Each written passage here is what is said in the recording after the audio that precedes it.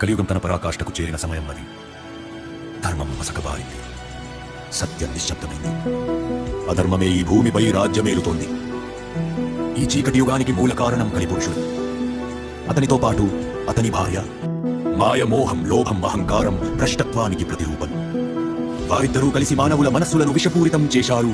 భక్తి నశించింది, దేవాలయాలు ఖాళీ అయ్యాయి, మనిషి మనిషికే శత్రువయ్యాడు. అప్పుడు ఈ అంధకారాన్ని తట్టుకోలేక దేవతలు పరమేశ్వరుడిని ప్రార్థించారు.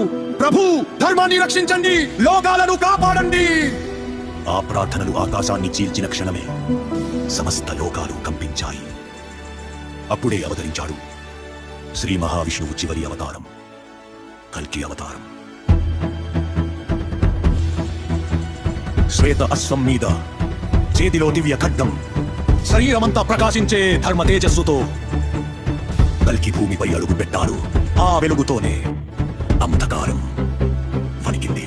కలి పురుషుడు గర్జించాడు, నన్ను ఓడించేవాడు ఎవడూ లేడు. కలి భార్య తన మాయ శక్తిని విడుదల చేసింది. భయం, భ్రమ, మోహం, మోహం. కానీ కల్కి అవతారం ప్రశాంతంగా పలికాడు. మాయకు ధర్మమే సమాధి. ధర్మ ఖడ్గం ఆకాశాన్ని చీల్చుతూ పరిగెత్తింది. ఆ ఒక్క దెబ్బతోనే మాయ కరిగిపోయింది.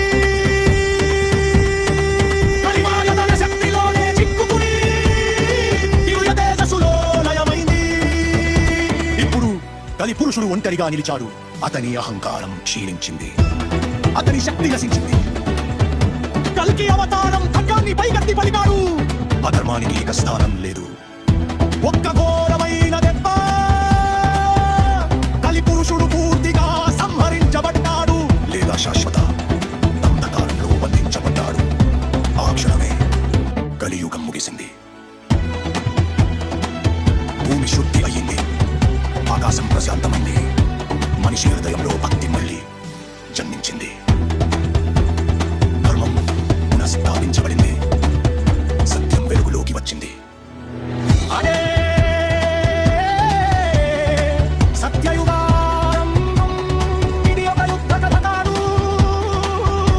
ఇది ఒక యుద్ధ కథ కాదు, ఇది ఒక సందేశం. అధర్మం ఎంత బలంగా కనిపించినా ధర్మం చివరికి తప్పక తెలుస్తుంది. అదే కల్కి అవతారం సందేశం. అదే శాశ్వత